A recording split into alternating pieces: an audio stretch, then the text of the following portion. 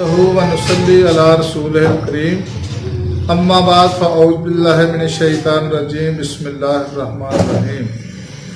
नाज़रीन, मैं एक मरतबा फिर हकीम खालिद बुज़ुर्ग की जानिब से आपकी खिदमत में हाजिर हूँ और आप सबको अपने चैनल पर खुशामदीद कहता हूँ। नाज़रीन, आज का मेरा मौजू है रहम में रतूबत को खुश्क करना, कैसे खुश्क किया जाए। नाज़रीन, वो ख़वातीन जिनके रहम में रतूबत रहती है वो अच्छे तरीके से उनका बतियुल इंज़ाल नहीं होता और नुतफ़ा ठहरने में काफ़ी मुश्किलात पेश आती हैं। अक्सर ऐसा होता है कि हमल ठहरता ही नहीं है। तो आज का जो मैं नुस्खा आपको बताऊंगा ये है भी आसान और इसके फ़ायदे भी बेशुमार हैं और इसको इस्तेमाल करें और रतूबत को खुश्क करने के लिए बहुत ही आसान नुस्खा है। यानी कि इसके और भी बेशुमार फ़ायदे हैं।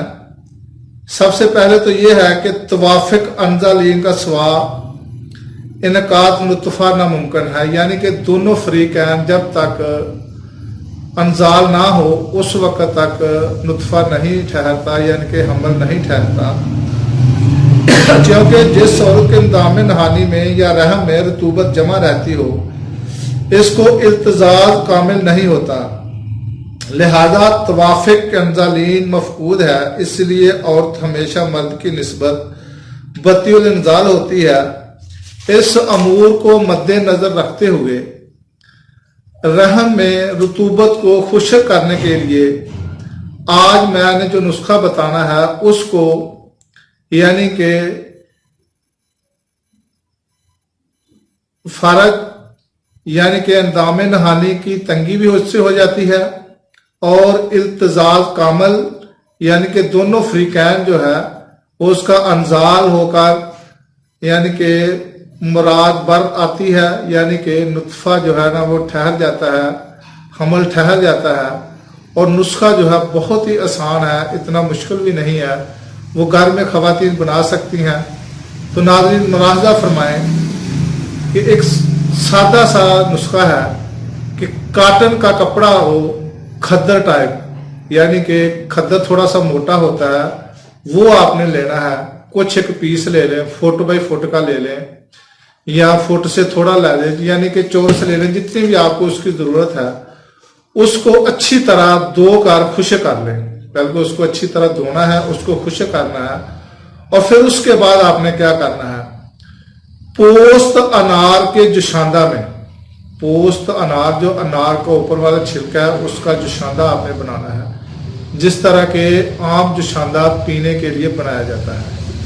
आपने अनार के छिलके लेने हैं, हस्बे ज़रूरत ले लें, एक पाव ले लें और उसमें 1 किलो पानी डाल लें और उसका जुशांदा बना लें। जब वो जुशांदा बन जाए उसको, यानी कि इतना उसको आपने गर्म करना है ताकि वो 1 किलो पानी जो है वो आधा किलो रह जाए। उसमें आपने वो खद्दर का टुकड़ा जो है वो आपने डुबोना है। डुबोकर अच्छी तरह उसको तर करना है और उसको फिर निचोड़ना नहीं है, उसको आपने खुश्क करना है। खुश्क करके दोबारा आपने उसको जुशांदा बनाकर तर खुश्क करना है, यहां तक कि वो तर खुश्क इतनी दफा हो जाए कि कम से कम 20-21 मरतबा। जब उसको तर करें फिर खुश्क करें, नया जुशांदा जो ना हर दफा नया बनाना है।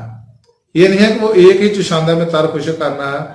उसको बनाएं और नए से उसको जब खुश्क हो जाए उसको दोबारा तार करें, फिर खुश्क करें, फिर तार करें, फिर खुश्क करें।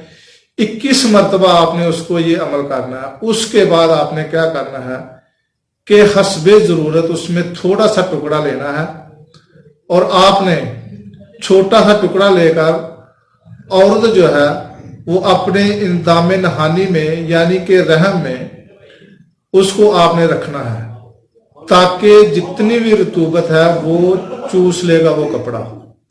और ये आपने बार बार करना है, एक दफा नहीं करना, 2 मरतबा करें, 4 मरतबा करें, जितनी मरतबा करें।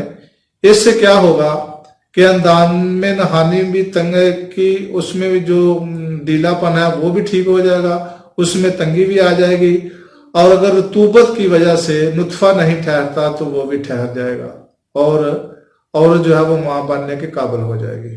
تو ناظرین یہ تھا میرا آج کا نسخہ، اس کو آزمائیں اور اس سے فائدہ حاصل کریں۔ خدا حافظ، اگلی ویڈیو تک کے لیے اجازت دیں۔ السلام علیکم ورحمۃ اللہ وبرکاتہ۔